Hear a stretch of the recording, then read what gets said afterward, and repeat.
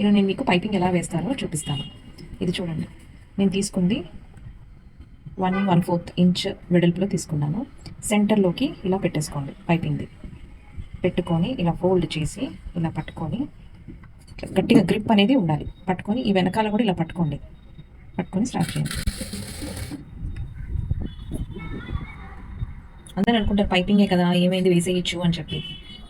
లేదు, మనకి ఎప్పుడైనా పైపింగ్ బాగా రావాలంటే ఈ పార్ట్ అనేది కొంచెం గ్రిప్గా టైట్ ఉండాలి, స్టిఫ్నెస్ ఉండాలి. అప్పుడే మీకు ఇదిగోండి ఇలా వస్తుంది.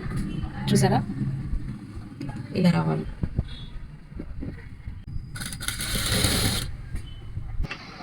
పైపింగ్ వేసిన తర్వాత ఇది 1/2 ఇంచ్తో గ్యాప్తో ఇదంతా ఎక్స్ట్రా కట్ చేసేసుకోవాలి. ఎందుకంటే మన బ్లౌజ్కి 1/2 ఇంచ్తో పెట్టుకొని కుట్టుకోవాలి. అందుకే నేను ఇది 1/2 ఇంచ్తో తీసేస్తాను. ఇంత ఉంటే చాలు. ఇప్పుడు నేను ఇది బ్లౌజ్ లైనింగ్ అండి. దీని మీద నేను ఇలా పెట్టేసుకొని మళ్ళీ స్టిచ్ చేస్తాను. స్ట్రైట్ వైపు పెడుతున్నాను. 1/2 ఇంచ్ గ్యాప్తో నేను స్టార్ట్ చేస్తాను.